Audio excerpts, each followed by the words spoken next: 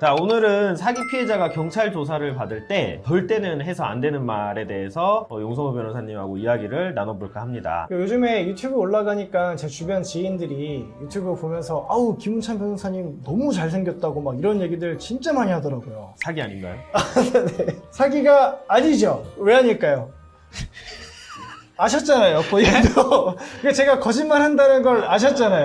네. 그 사람들도 약간 빈말로 해주는 거다. 그 사람들이 진짜 잘생겼다고 생각해서 그런 말을 해주는 거라든가. 그러니까 제가 속지 않았기 때문에. 그렇죠. 네. 그러니까 거짓말이라는 거를 알고 계셨잖아요. 그렇기 때문에 이거는 이제 사기가 되지 않죠. 사기 피해자 경찰 조사 받을 때 절대 해서는 안 되는 말이 뭐냐면은 법은 모든 걸 알고 있는 피해자를 보호하지 않아요. 그래서 저는 사실 그때 다 알고 있었습니다. 이런 말은 조심해야 된다라는 주제로 한번 좀 말씀 나눠보도록 하겠습니다. 예전 영상에서 좀 그런 얘기 한번 드렸어요. 법은 선량한 피해자를 보호하지만은 않는다. 그래서 뭐 저는 아무것도 몰랐어요 라는 말이 오히려 독이 될 수 있다. 조심해야 된다라고 말씀을 드렸는데 아이러니하게도 오늘은 저는 모든 것을 알고 있었어요 라는 말을 해서는 안 된다는 걸 좀 말씀드리고 싶습니다. 그렇죠. 그러니까 사기 자체는 거짓말에 속아야 성립하는 범죄이기 그쵸, 때문에 네. 그 어떤 모든 사정을 내가 다 인식하고 있었다라는 것 자체가 네. 내가 속지 않았다라는 말과 다르지 않을 수 있거든요. 그쵸. 아까 김은찬 변호사님처럼 잘생기셨어요 라고 네. 거짓말을 했지만 네. 속지 않으셨잖아요. 저는 다 경찰 조사 받을 때 용성호 변호사관은 김은찬 변호사님 잘생기셨네요 라는 말을 믿으셨나요? 아유 그걸 제가 믿겠습니까? 저도 33년 살았는데 거짓말이라는 걸 다 알고 있죠? 사기가 성립하지 않죠.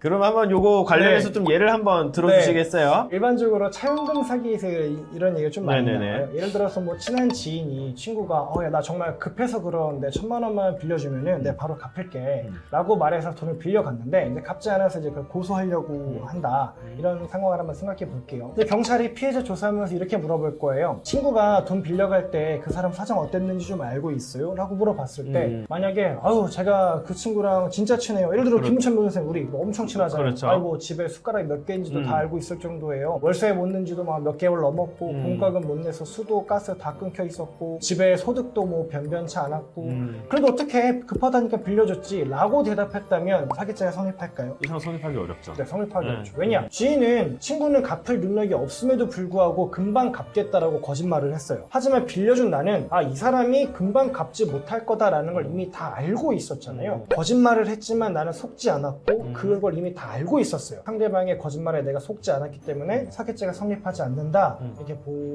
수 있죠. 좀 비슷한 걸로 이런 것도 있는 것 같아요. 돈 빌려주면은 어디서 투자가 들어와가지고서는 그걸 갚을게 그쵸, 라고 해서 네. 돈을 빌려줬는데 투자의 어떤 내용이나 이 회사 자체가 사실 투자를 받을 가능성이 거의 없는 회사예요. 상식에 네, 맞아요. 비춰봤을 네. 때. 그러면은 이렇게 물어봐요, 수사기관이. 그 뭐 이러이러한 정황을 봤을 때 현실적으로 이거 투자 받는 게 조금 이상하다라는 생각은 안 해보셨어요? 라고 그쵸, 말을 네. 했을 때 그렇죠, 뭐 이상하기는 하죠 라고 하게 되면은 네. 이거는 사실상 어떤 그 당시에 이 사람이 뭐 투자를 받을 거다라고 이야기를 한 그런 내용들에 대해서 이것이 뭐 투자를 받기 위해서 노력하겠다는 취지로 이제 이해를 한 것이고 확정적으로 투자를 받을 것이라는 거를 맞아요. 믿은 네. 것은 아니다 네, 네. 이렇게 판단할 가능성이 높거든요. 그렇기 때문에 나는 거짓말에 속았다라는 거를 반드시 전달을 해야 돼요. 네, 네. 그래서 그런 사정들을 인식하고 있었고 어느 정도는 예상하고 있었어요. 이런 대답은 절대는 해서는 안 되는 것 같아요.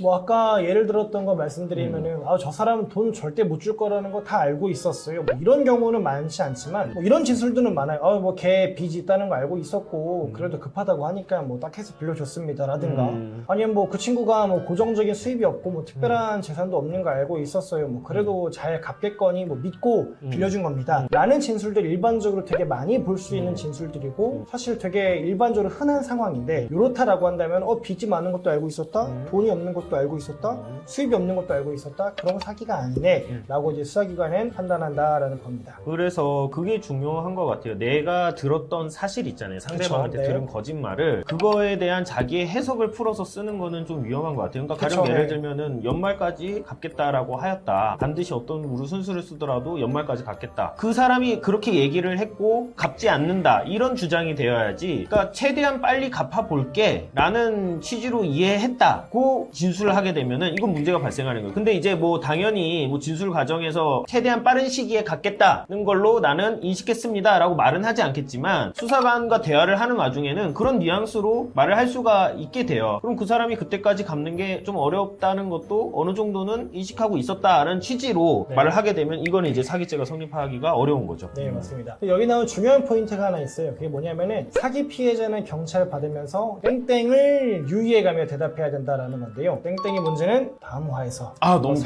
네, 60초 광고 너무 후에 궁금해. 네, 3일만 기다려주시면 업로드가 되니 3일 뒤에 그 땡땡에 대해서 한번 다뤄보도록 하겠습니다. 네, 감사합니다. 감사합니다.